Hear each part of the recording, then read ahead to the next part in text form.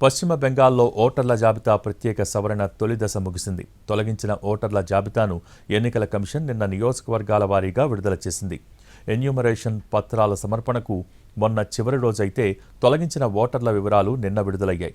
రాష్ట్రం మొత్తం మీద 58 లక్షలకు పైగా ఓటర్ల పేర్లను జాబితాల నుంచి ఈసీ తొలగించింది. సీఎం మమతా బెనర్జీ ప్రాతినిధ్యం వహిస్తున్న కోల్కతా నగరంలోని భవానీపూర్ నియోజకవర్గంలో 44,787 ఓట్లను తొలగించింది. ఈ నియోజకవర్గంలో జనవరి నాటికి 161,509 మంది ఓటర్లు నమోదయ్యారు. ప్రస్తుతం వారిలో చెప్పుకోదగ్గ సంఖ్యలోనే పేర్లను తొలగించింది. మరణాలు, ఓటర్లు ఇతర ప్రాంతాలకు వెళ్లిపోవటం, డూప్లికేట్ ఓట్లు ఉండటం వంటి కారణాలను ఎన్నికల కమిషన్ చూపించింది.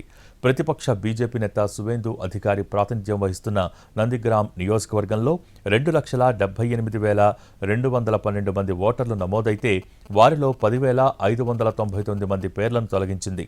తృణమూల్కు స్థావరాల్లాంటి చౌరింగి సెగ్మెంట్లో అత్యధికంగా 74,553 ఓట్లు, కోల్కతా పోర్ట్ నియోజకవర్గంలో 63,730 మంది పేర్లను, టాలీగంజ్లో 35,309 మంది పేర్లను అధికారులు తొలగించారు.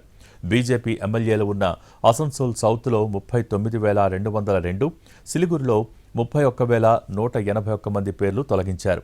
జిల్లాల వారీగా చూస్తే దక్షిణ 24 పరగణాల జిల్లాలో అత్యధికంగా 8,16,047 మంది ఓటర్లను అధికారులు తొలగించారు.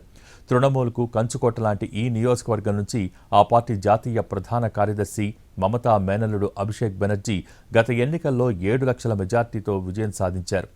అత్యల్పంగా బంకురా జిల్లాలోని కొతుల్పూర్ నియోజకవర్గంలో కేవలం 5,678 ఓట్లను మాత్రమే తీసివేశారు.